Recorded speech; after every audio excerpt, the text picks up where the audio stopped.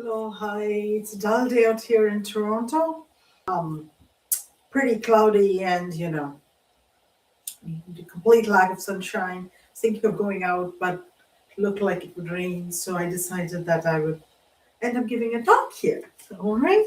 So that kind of took a while because I had to do some research. It's been a busy 3 4 days trying to fit in my own work to requirements because as I've said in the past, I have beg your pardon, collections in chemical engineering and related areas. One, two, political essay writing.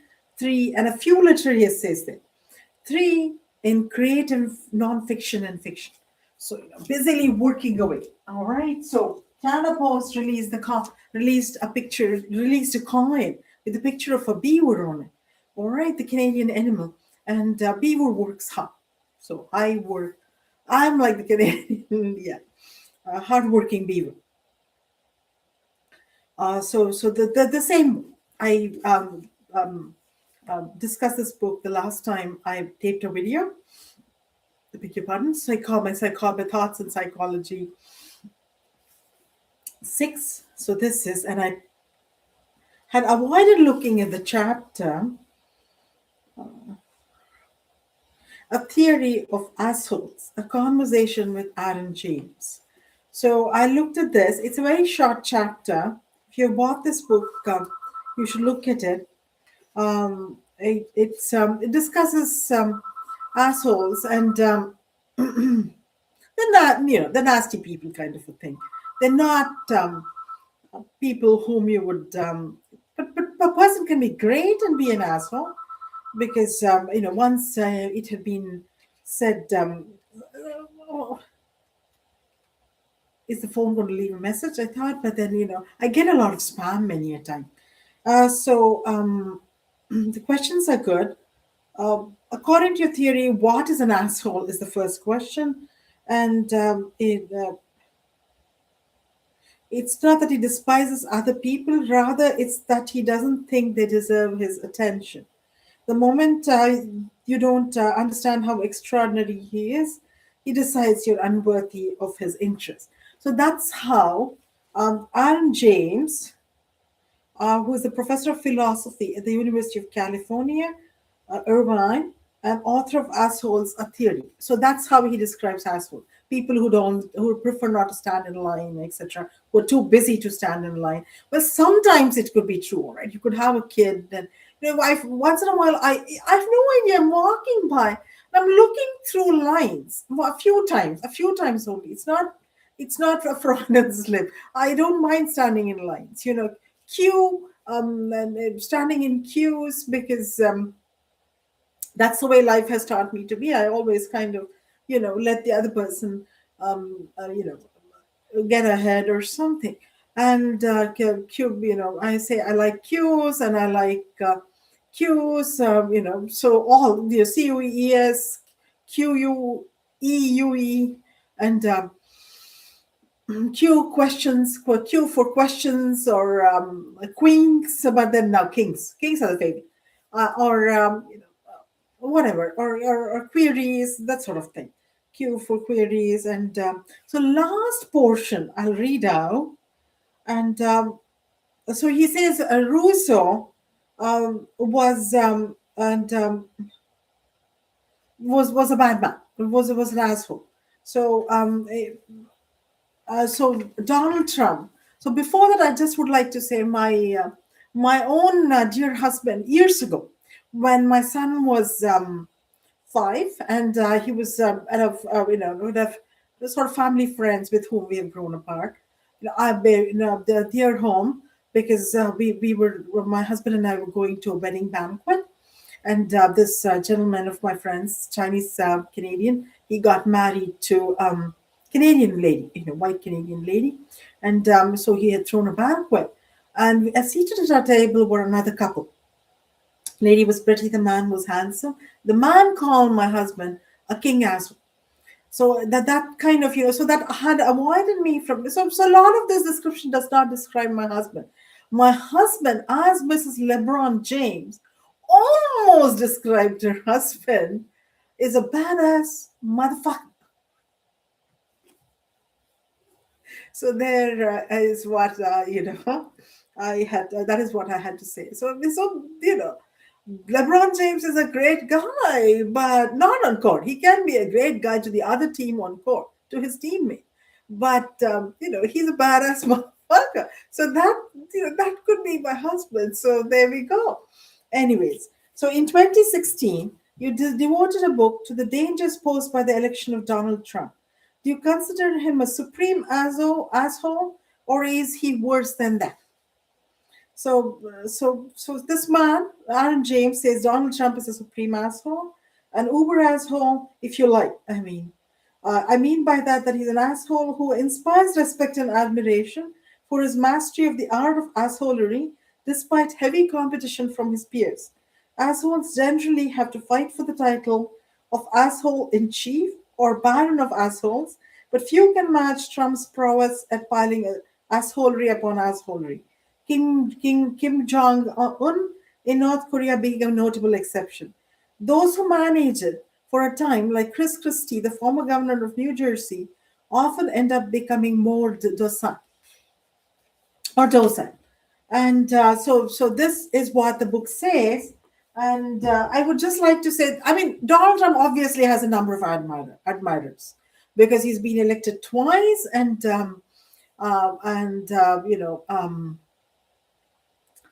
um, despite his many faults, he manages to get what he wants. He wanted the presidency, and before that,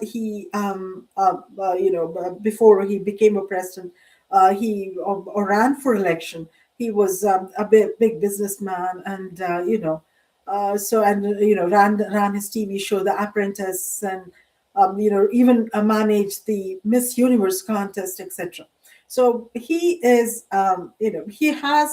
other facets to his personality, but he's also been the most criticized president. Already, you open a newspaper. This term is better, but during the first term, he polished himself a little this term. But he takes the stage. He's always praising himself, which is more narcissistic, but I wouldn't term it as holy. All right, so um, uh, and he has fired many people. So I would say that's part of being an asshole of a president, because he's fired people. Just look at the number of people he has fired. Many people. And before I have a few points here which I will look at. All right. In recent times, I'll come to James Comey, but before James Comey, I'd like to say that this can come after, because I have a point to make. All right. So James Comey, of course, James Comey, who wrote a higher loyalty. I think that's the book, A Higher Loyalty. Let me read the book's name. A Higher Loyalty. A Higher Loyalty. That's what the book's name is. A Higher Loyalty. And he begins the introduction by talking about ethical leadership, an undervalued term in Donald Trump's term as president. All right, because and he discusses it, and uh, uh, Comey begins the first chapter by saying that he was the FBI director, I believe. FBI director. Even this is a while back. I've written about James Comey, but facts are a little hazy on all this. He was a FBI director. And he was asked to investigate whether Russian interests were involved in in Donald Trump's being elected during his first term. So he looked at the FBI had to look at it. Of course, I guess Donald Trump didn't like the fact he had become president, and but as president in no democracy can a leader dictate terms. All right, so this was the right course of action to take, and I think the Russian forces were at large there. I mean, in him being elected was true, but I did not actually read James Comey saying that. In the portion I looked at, just the beginning, the very beginning. It's a free copy on the internet. If you have the internet, it's a PDF file. Look, read up there. It's very interesting the way he's written. The portions I read. So but the FBI is an independent body. No leader can control its actions. If there is somebody being guilty, accused of something, then they have to look at it from their own administrative side and investigative side. So uh, anyways, President Trump then, during his first term, fired James Comey, and James Comey wrote of course, went to write the book, and I think he was accusing Donald Trump of, authoritarianism in his case, and Donald Trump ended up calling him a sleazeball or a scumbag sleazebag or a scumbag. I'm not sure. So so Donald Trump, of course, he was the president. That you can't malign the president, but it's okay to do so. In a democracy, that sort of thing. But unjustifiably, you cannot malign. So maybe justifiably you can.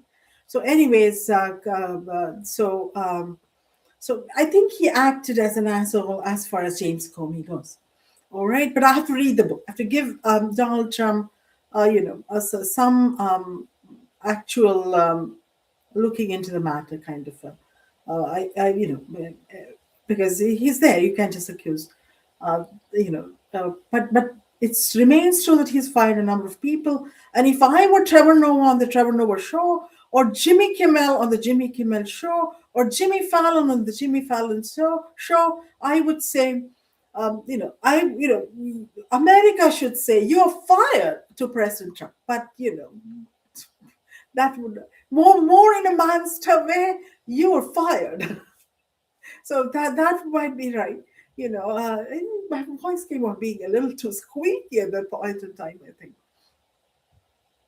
So, but joking apart, so that's for part one. So he behaved in an asshole way, because it's all about ethical leadership. And if it was proven that Russian forces rigged the election, well, not quite rigged, were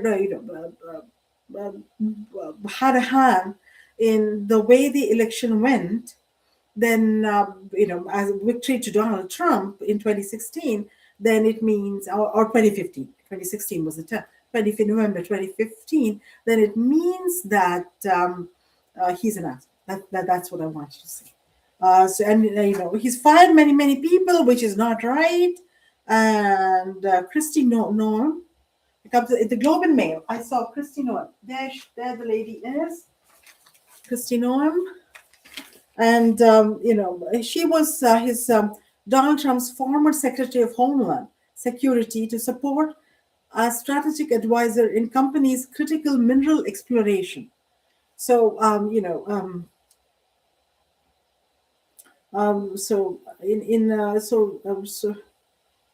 to support us, to support a strategic advisor in companies' critical mineral exploration. So she's come to Canada. A Vancouver-based copper and gold exploration company, Nova Red Mining Incorporated. So in March, she was just fired in March after months of controversy surrounding an aggressive crackdown on immigration and following a US $220 million taxpayer-funded advertising campaign in which she starred. So Nova Red this week said Ms. Noem, who Mr. Trump subsequently appointed special envoy to the Shield of the Americas, will support the company in its effort to acquire and advance critical mineral exploration opportunities. So she has gone on to greener pastures, we hope, but she is not quite the Secretary of Homeland Security. So mining, all right. So copper mining, Canada, all right. So with all the Trump tariffs, back and forth, from and to. from on from both sides because Donald Trump started it. So copper mines are copper deposits are located in Argentina. So this is corporate knights, and it says that there is a gentleman McEwen, Rob McEwen, a Canadian who possesses a major copper deposit in the northwestern province of San Juan. So Canada is increasing their copper supplies, and I thought tariffs. What have they introduced? Have they introduced tariffs on copper Canada, which means that Donald Trump, being an asshole, has lost, his, his copper supplies. All right, but I think they try to introduce tariffs on aluminum. U.S. Yeah, yeah. So copper. There's a Government of Canada website. Customs tariff, Canadian tariffs, list of products. So copper. So there have been, the website is canada.ca, list of products from the US subject to 25% tariff effective March 13th, 2025. So the products are nails, copper nails, tacks, drawing pins, corrugated nails, staples, other than those of heading 83, that's another portion of the list of tariffs, and similar articles of iron or steel, whether or not with heads of other materials. Oh, but excluding such articles with heads of copper. So they have not actually introduced tariffs on materials with heads of copper. So, aren't we being nice here? I would like to say, but this means that Trump, despite being a bad man, we will say asshole. You cannot address a leader like that. I come from the old school of thought. So it's all trendy in these days, but I come from the old school of thought. The leader, you to respect the position they are in. Although I do think that he's not the he has pros and cons as with everybody, but more cons as with everybody, but more cons. Anyways, so they have not introduced tariffs on copper, and Trump, in this aspect, is not being an asshole to his country. 25% more on copper nails, corrugated copper, whatever. So would be hard on the American people because then they would have to pay more in the stores. Home Depot US would have to find other suppliers. And so what psychology, coming back to the psychology, beg your pardon, which portion of the brain, if we have to look, all right, I'm going to read something, what would make me, we'll say bad person. What would make me a bad person? At this time, I can't think of anything, but psychology of assholeness would be where asshole is not an emotion. Let's look again to Aaron James's definition because he's the expert, and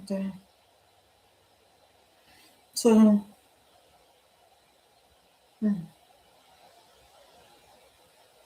So he's so it's some kind of emotional quotient here.